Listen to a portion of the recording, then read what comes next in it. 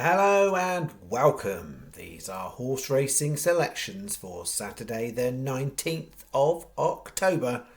I am flatcapcallum and I'm hoping you are all very, very well.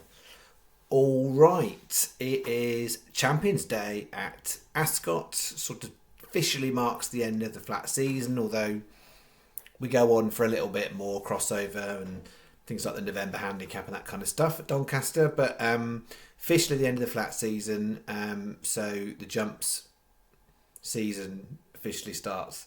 Sort of has started, doesn't it? So anyway, officially the end of the flat season. The 6 races at Ascot, they are going to form the basis of the Tipster League this week. So Tipster League is on.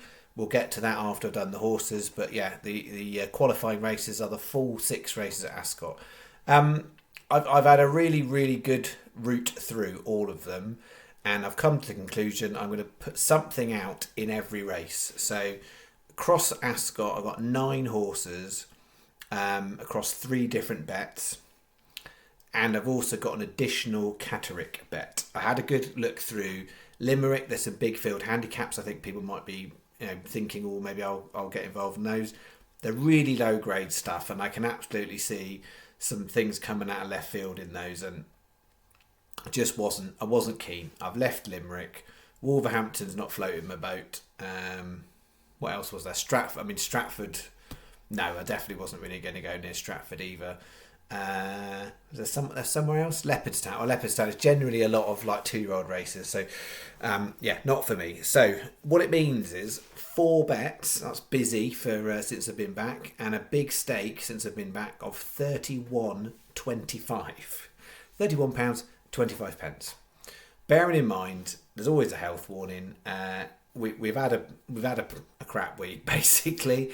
We are down 36.50 this week. We're up about 34 last week. So if you followed it for 2 weeks, you'd be about £2 down. I mean, that's with my my very fair statistics. So you may well be up slightly, but on my statistics, £2 down.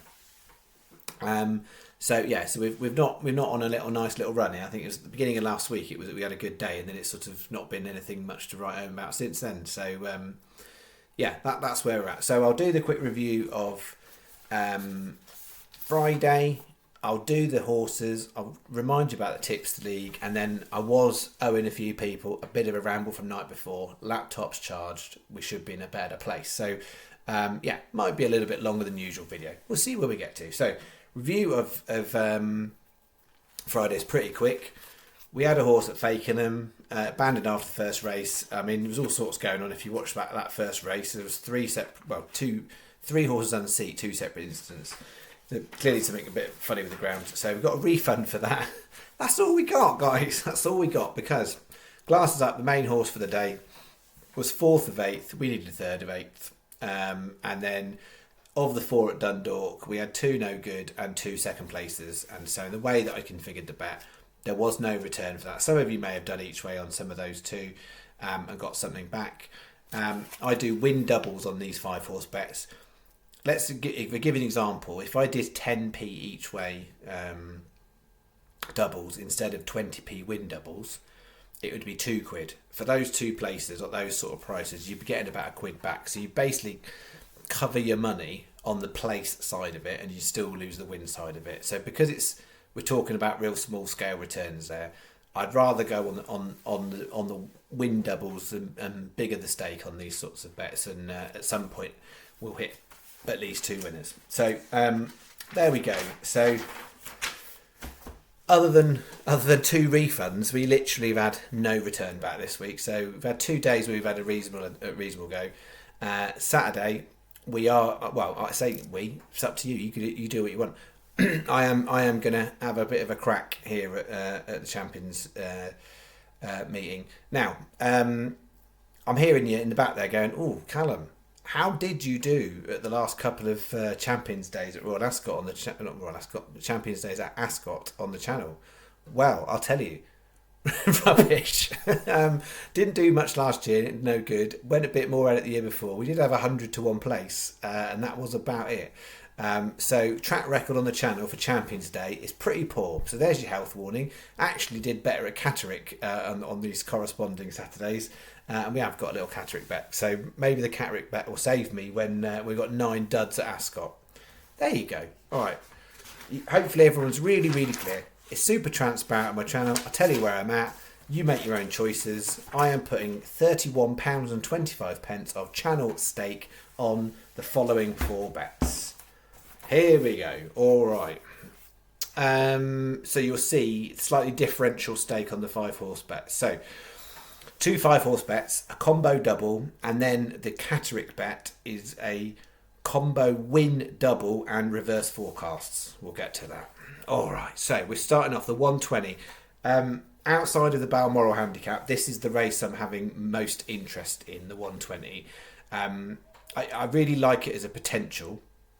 I say potential because you never know what's going to go on here. It's the smallest field of the day, 9 runners. And yeah, here's my take on what I see on the kind of the long distance race for the day. Kyprios clearly is the best horse in the race. That's simple. That being said, he only ran 2 weeks ago, and that was after 3 weeks running before.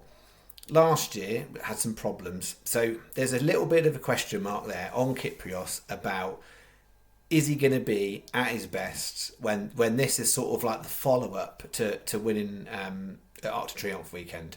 So that's my query with Kyprios. Proved it in the Arc weekends, could get through the soft ground, but I think the query with Kyprios, I'm not saying it's not going to win. What I'm saying is I think there's a question mark about it because of that fact. So there's a query on Kyprios. Trawlerman is second best in the market. Trawlerman beat Kyprios in the race last year, but Kyprios, generally speaking, is a better horse. Trawlerman, I think, has got a question mark on the soft ground. I'm not 100% convinced it's going to go as well in the soft ground. So you've got a query on the first couple in there. Then you've got third best. Is it? I want to say Alnea, maybe Alnea. Something of that ilk. It's Tom Clover's horse. That's got potential, but I just think the price is too short. So I'd walk past that one. I think fourth best in the betting is Sweet William. I just think that's shown to come up a little bit short. And you can basically go down and ask. That's me gone through the first 4 in the market.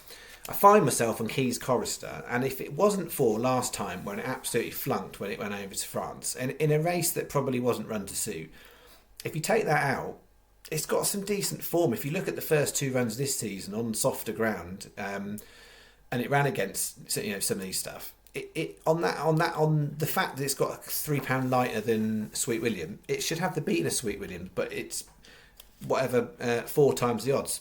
So yeah, it needs to bounce back. It has shown it can go in the softer ground. It's pretty versatile in run style. So if there was something wrong with it last time, and that continues to be something wrong, it will be a bit of a dudder. If it has bounced from that, and actually last time there was just something wrong, and now you're going to see it true running, I think that horse is going to be competing for places. It'd be a real surprise if it won, but I think it competed for places. On that basis, when I worked it through the star system, it came out 4 stars at 66 to 1. There's a few bookies you can get 80s, but yeah, it's the strongest star bet of the day in that 120. But I have got another in there that comes out 3 stars. So health warning, I've got 2 horses in the race, and I've got a 4 and a 3 starer because I like the potential for the race for a bit of an upset. That's Keys Chorister. 235 Village Voice, 2 star, French trained horse. Sorry, not French trained. French jockey, Irish trained, but has run in France. Let's get that right. Yeah, I kind of.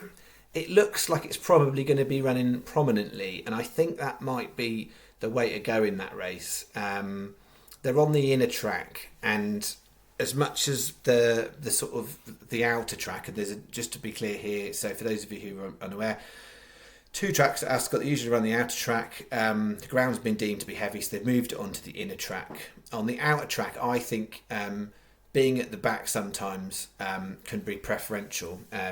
On the inner track, I wonder whether over that sort of distance, front might be where you want it to be. Yeah, it ran well in sort of dodgy ground last time in France, and I think when you put it across some of the others, it's quite a competitive race, and I think 14's slightly underestimates its chances. It should really be a single figure horse to me. So I put it as 2 stars. That's Village Voice. Prague. What a fascinating horse in the 3:15 Prague is. It was an Aidan O'Brien horse. Didn't run for him. 4-year-old. Didn't run until June of this year and has run 5 or 6 times, and last time culminated in winning a Group 2 on soft ground. It won its maiden 40-1 on debut. So yeah, it was given up by O'Brien, but whatever Dylan Kuhn has done with it, he's worked some absolute magic on the horse. It's got a really spiky progressive profile. If you look at its runs, it almost has improved every single time it's run. So it's unclear where the ceiling is of the horse. May well be it was flattered last time, but it absolutely was very impressive stuff at Newmarket. So in a race where I'm looking to what can I take on some of the principles in the market, because there is a bit of a theme, I think, at Ascot, where there's some market principles, I think, with ground queries, and there's market principles with the only ran in France two weeks ago query. Those two things combined. So I'm trying to find other horses in the mix, albeit Keys Chorister I know ran in France. So yeah, Prague I think is the one at a bit of a price. We'll say a bit of 12s. So we'll see. And then 3:55. I don't know how you pronounce that horse. Iris, I can't. I'm going to do it. Whatever I do, I'll butcher it. Irisine, something like that. It's a French horse. Interesting jockey on there because what's the names? Names escaped me. Female jockey. She ran in the Shergar Cup this year, so she's got some Ascot experience.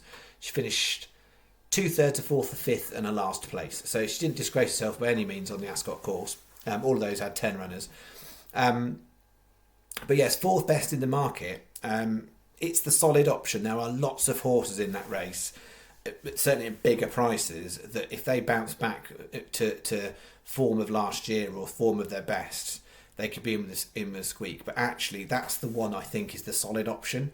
So yeah, I think I can see that definitely running in top 3.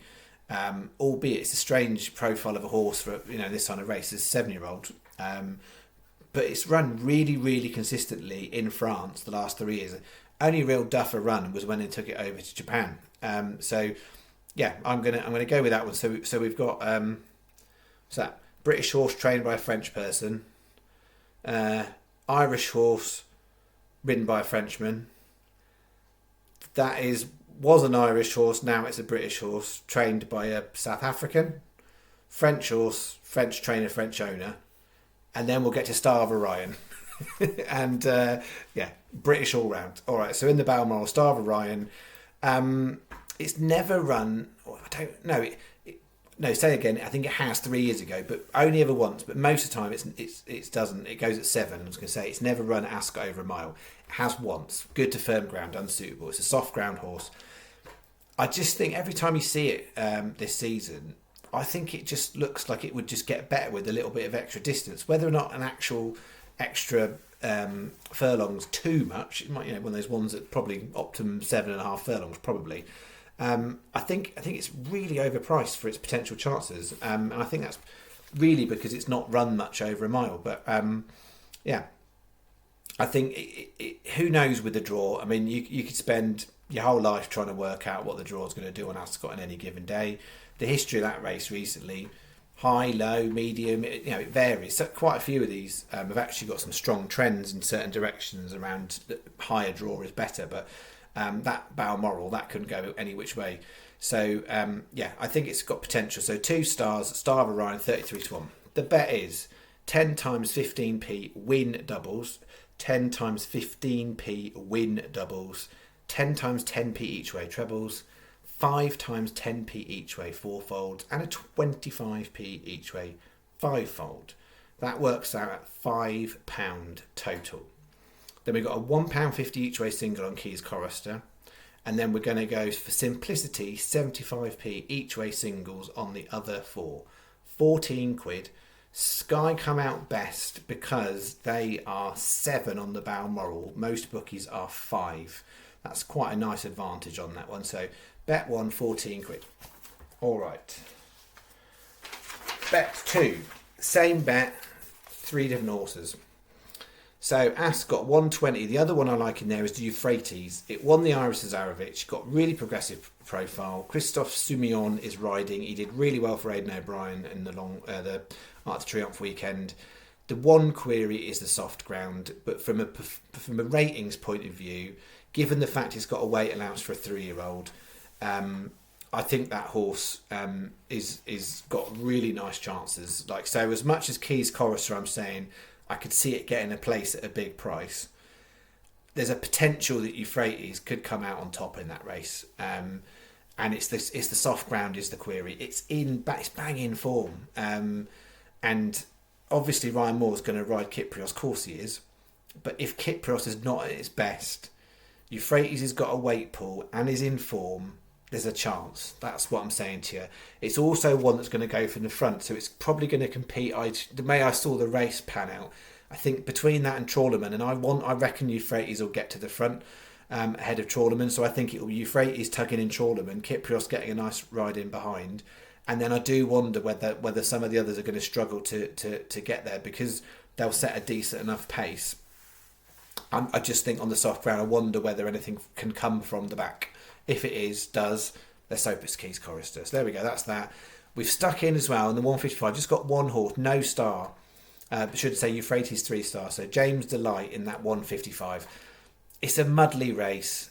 Most bookies are 4. There's 20 runners. You can get 5 on Paddy and Betfred. I didn't want to go too much in it. Just slightly at the price, I favour James Delight, but it's not come out on the star system. So that's in. Village Voice we've talked about.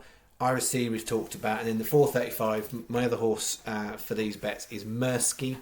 David O'Meara has a good record in this race, and also Danny Tudhope does not have a good record at picking the right David O'Meara horse.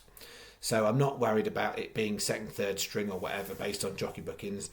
It likes soft ground. It ran well when it was trained in France on soft ground, and I wonder whether this might be this has been a bit of a plan. Wait till the Balmoral on soft ground. It's run some nice enough races at points this season.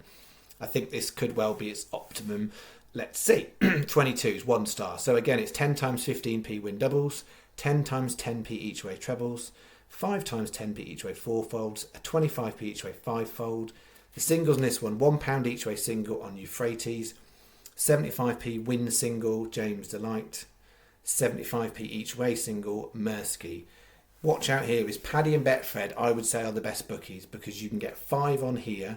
I think Sky, don't double check this, but I'm presuming the way I've seen odd checkers, most bookies are 4, 2 are 5, Sky are only 3. I'm assuming there's a Sky promotion on this race, and therefore that would make Sky disadvantageous for that race. But because you've got the 7 there, probably comes out next after Paddy and Betfred. So Paddy and Betfred are who you want, I think. And then Sky next best. 9.25 is the total outlay for bet 2. All right. Oof. 18 minutes in. We're on bet 3. Here we go. Bet 3. Combo doubles. So we've only done a couple since I've been back, and they've been absolute toilet. So let's see if we can do any better at Ascot Champions Day. 120. The Euphrates and Keys Chorister in the leg 1. Going on to the 435. The Balmoral, the last leg. Star of Orion, Mersky, and I've added in Bo Pedro, another O'Meara horse. It's a little bit on the shorter side in terms of compared to the others, but I still think it's a single figure price horse. So it's in 6 times 25p each way doubles. £3 is the bet. Sky's the best because you get 3 and 7. Everyone else you 3 and 5. The channel will be taking 3 and 5. That's bet 3, and then we will finish off with a little Catterick bet. So here's what I'm offering you from Catterick. I've not done this since I've been back, and it's not the kind of thing I did before, but this is the kind of thing. What kind of thing? I have been working on this stuff over the summer, and this just made it in. So 325 Catterick, Vince Le Prince and Beltane. Going on to the 405 Catterick, Zainab and Desert Dreams. That's 7 to 1, 10 to 1, 11 to 2, 15 to 2. The bet is 4 times 75p win doubles. If you want to play safe and do each way, you do each way. For me, from a mathematical point of view, when I've worked these stuff out, I will forego the fact that sometimes you hit up some places on here. I am playing for the win on here, so we want 2 winners.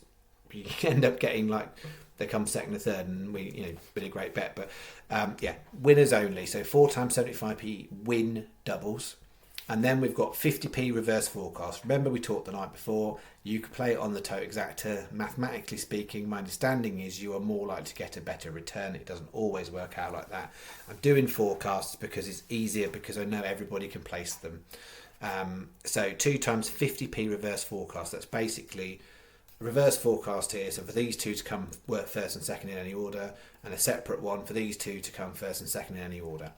That bit's £3, that bit's £2, £5 total. That's the last bet at Catterick. £5. 31.25. That takes us to. All right. Tipster League. Let's mention Tipster League. So Tips League's back on. It's Raw. It's not Raw and Ascot. It's Champions Day Ascot. I keep getting that. Champions Day at Ascot. They're the 6 races. In order to enter the rules, Nicholas Hambley, if you are listening, please can you follow the rules? Because last week you were beyond 2 o'clock, and the week before you're using decimal points. You have to enter before 2 o'clock. You can't use decimal points. You can only use races that are in the on the ITV channel. That's the 6 at Ascot for this week. You can select 1, 2 or 3 horses, singles only, can be each way, can be win. Your total outlay needs to add up to 10 points or £10, however you want to do it. It helps me and Stephen if you can write it as I've put. So there's attached to this video is a comment thread. The most important thing that 10 of you won't do, but the most important thing to do is reply to the comment thread, not the video, the comment thread. If you reply to the video, it's not valid, and you'll get a message, if you're lucky, from me saying have a second try. You need to write a reply to the Tipster League comment thread for it to be valid. Any other rules and regs, it's in the comment. Have a look. All right. I was going to say a bit more about Tipster League, actually. Got my note here. Hang on, bear with. Last week, 70 entries, 22 profitable, 1 broke even, 47 lost. So we went through this the other day. So in terms of the winners, so overall, so I'll give you a couple of overalls. Overall for the first 2 weeks since we've been back in October. So Fluff 60 is currently the top on October with £85. Justin Peachy second, 63.38. John P 3,500, £49. Scott Harvey fourth, £48, and Buzz £41. That's the top 5 for October. If you want the top 5 overall, including when we started, Shosman is sitting pretty with £310. As most people know, he only played 3 weeks. He's running scared. That's what I reckon. That's the rumour I've seen on the internet. Shosman's too scared to play.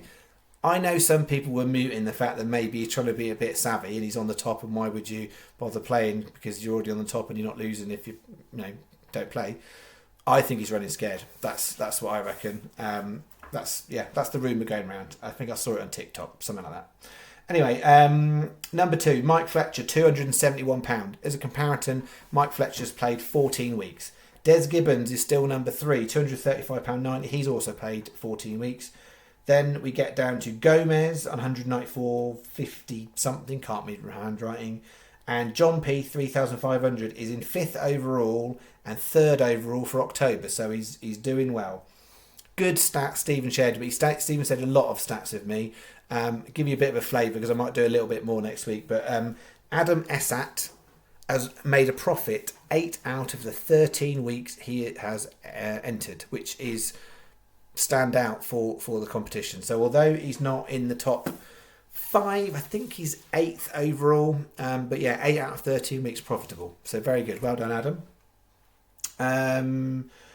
Oh yeah, a few stats interesting from last week actually.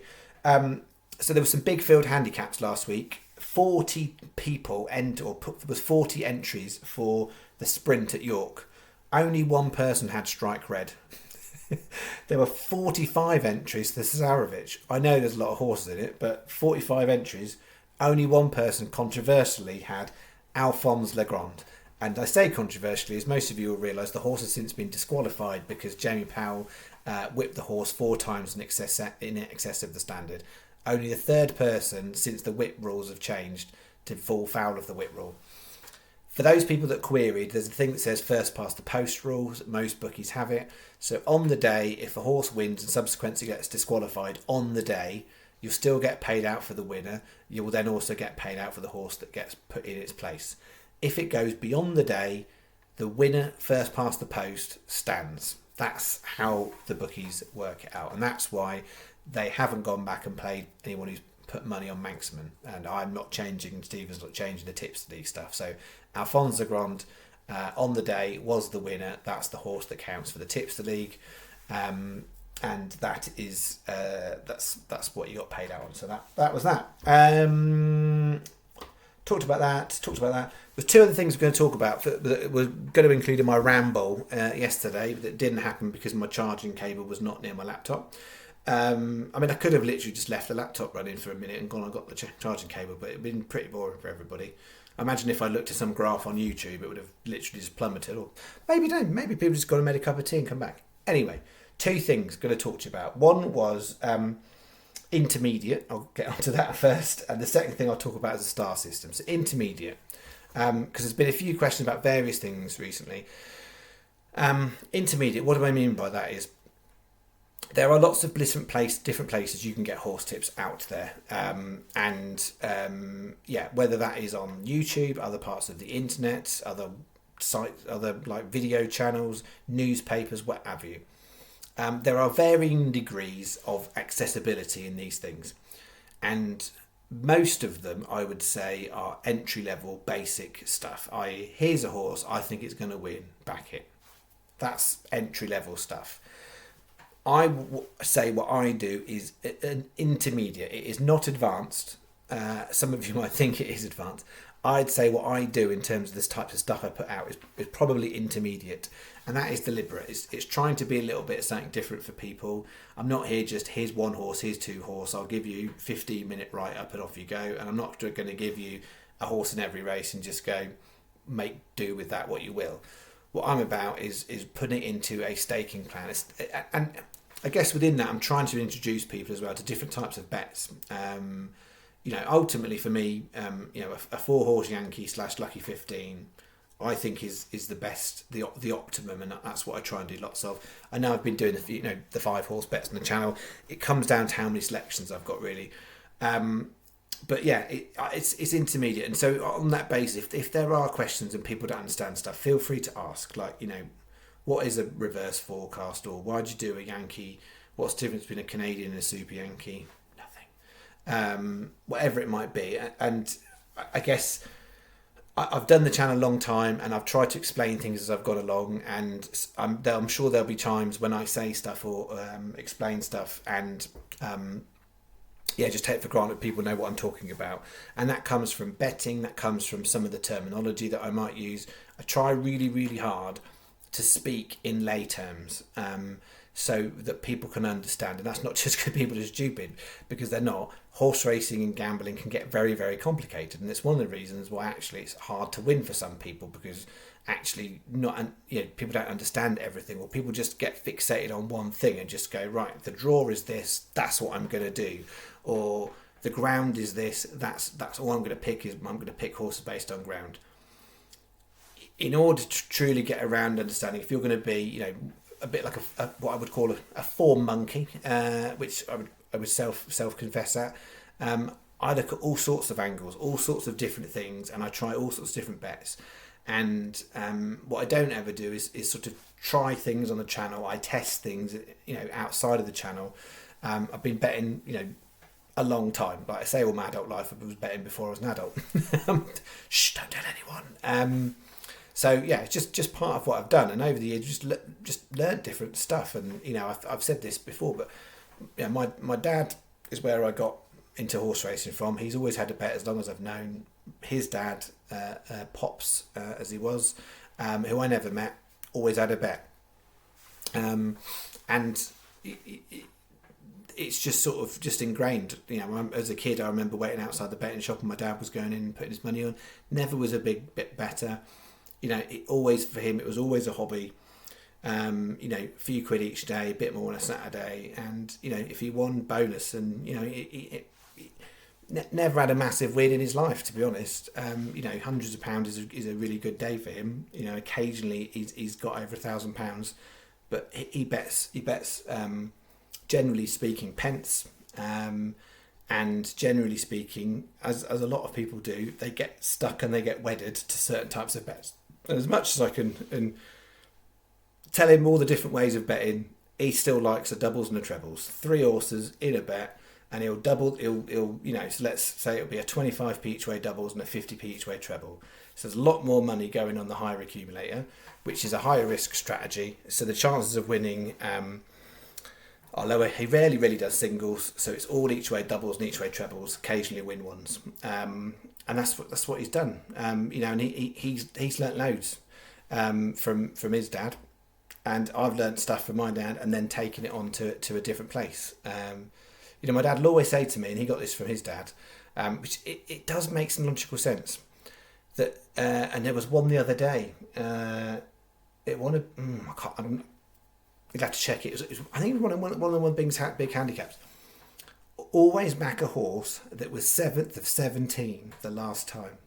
That's one of the things that his dad told him, and he always does. Back a horse that was 7th of 17 last time. The logic in there is that once the horse has realised, or the jockey's realised, it's not going to win the race in the 17 runner handicap, specifically 17 runner handicap, but not going to win, don't necessarily push to the maximum effort, then it eventually ends up coming 7th. And that would be enough for it maybe to drop a couple of pounds. That's the science behind it. It's amazing how many times he goes, you see that horse the other day, won the race, it was 7th of 17. I've never actually done a record for it. Maybe I should just check every 17 runner race there ever was and see which horse came 7th. Maybe just handicaps and see. But yeah. So anyway, this is what you want. This is the ramble in it. So so what I'm doing is intermediate level, and I do appreciate that. So if people don't understand things, please ask. I might be able to answer the question, but others might do on my behalf anyway.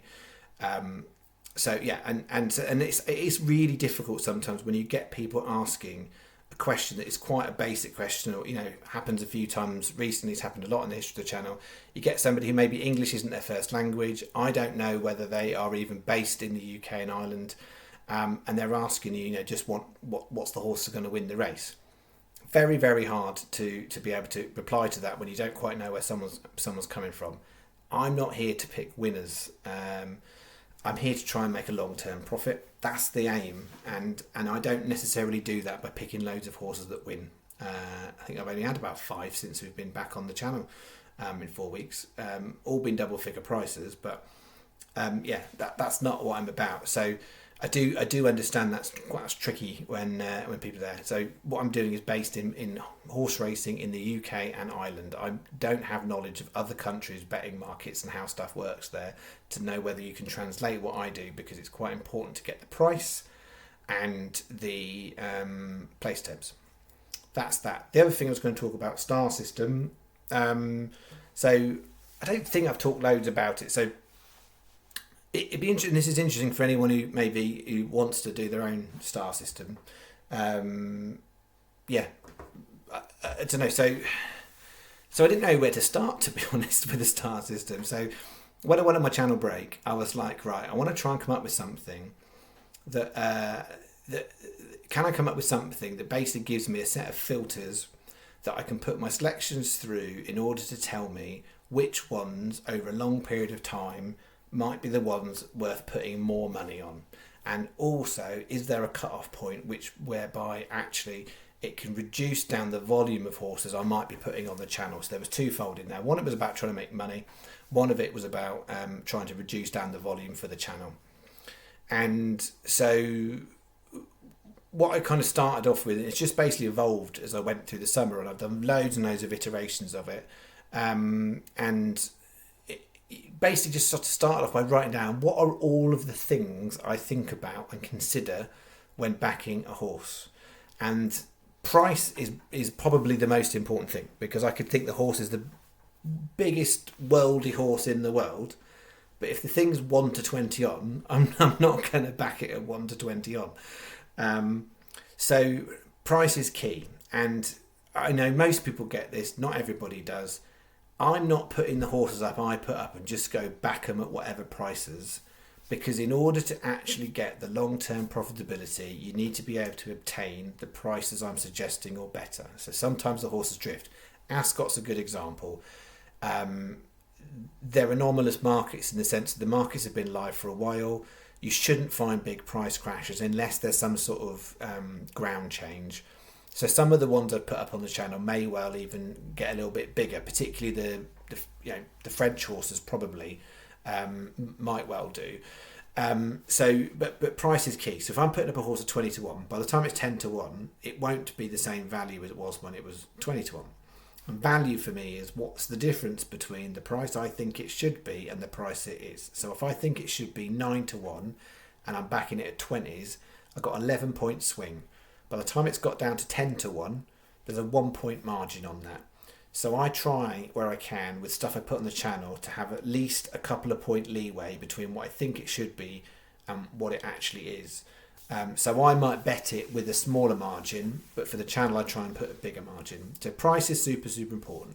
But then you get into, in terms of star system, I consider all sorts of things like, is the horse in form? How did it run last time? What time of year does it run well at? What ground does it run well at? What distance does it run well at? What course does it run well at? Minor, but there is a little bit of a... I tried this over the summer about how much a jockey booking sways me. It's not specifically in the criteria unless I think they're an absolutely shite jockey. So they will get marked down for being shite. Outside of that, it's not part of the star system per se. But yeah, there's loads of criteria. So there's different weighting in terms of the courses. So if there's certain courses that I know I do better at, statistically speaking, there's a weighting on there. There's courses I do statistically worse at, there's a weighting. So there's certain courses you'll see less frequently appear on the channel than others. Kempton's one that historically we do well, not in the last 4 weeks. So course is in there. Distance of race is part of it. So I know statistically speaking, I do better at mile to 1.5 miles. So there's a weighting on that in the star system. What else? And I mean, yeah, there's things against. So then it comes to things like place terms. So what's the average place term? So if I'm doing it for the channel, what's the average place terms? So how many runners? So what's the percentage chance if all the horses were the same price? What's the percentage chance of them getting in the frame? So an 8-runner race where you're paying first 3, where there's a better than 1 in 3 chance, is a particularly good scenario. A 5-runner race, if you can find a decent enough price, is also very, very good in that sense. And then you get into 6-runner races playing 2 places, 9-runner races paying 3 places, 12-runner races paying 4 places. And it scales up. So then when you factor in, the other day there was that race at the Curragh and there's 30 horses, that gets knocks out quite a few layers, because actually your chances of getting a framer if you're playing 5 places 30 runners is 1 in 6. That's 2 times as bad, which is a lot, than 1 in 3.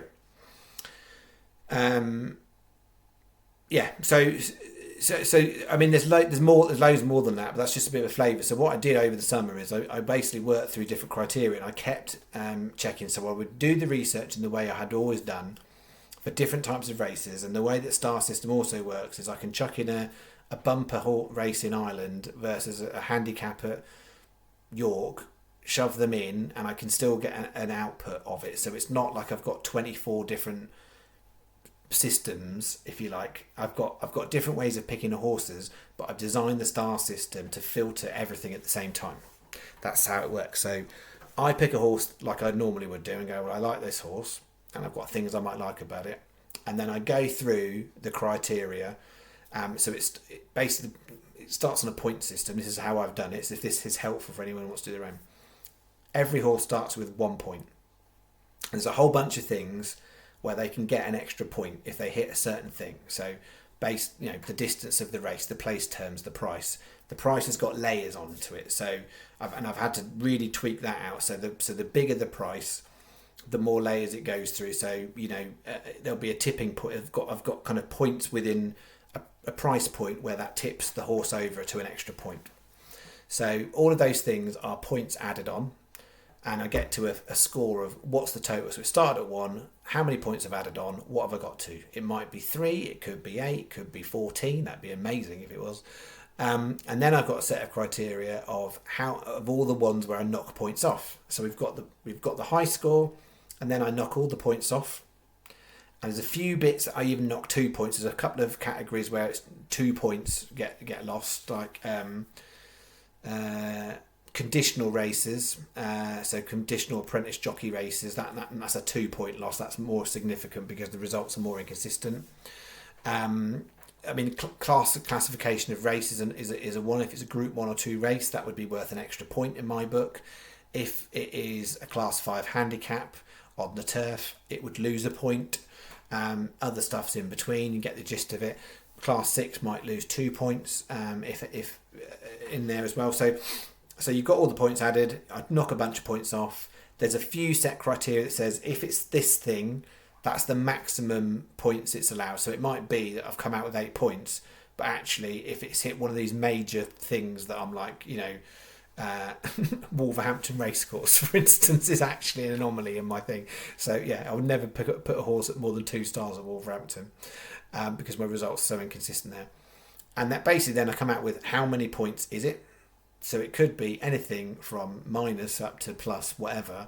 And then I have a thing that says, right, if it's between this range of points, so imagine it's between 3.5, so I think it's 3.5 to 3.5 to 5 means it's a 1-star horse.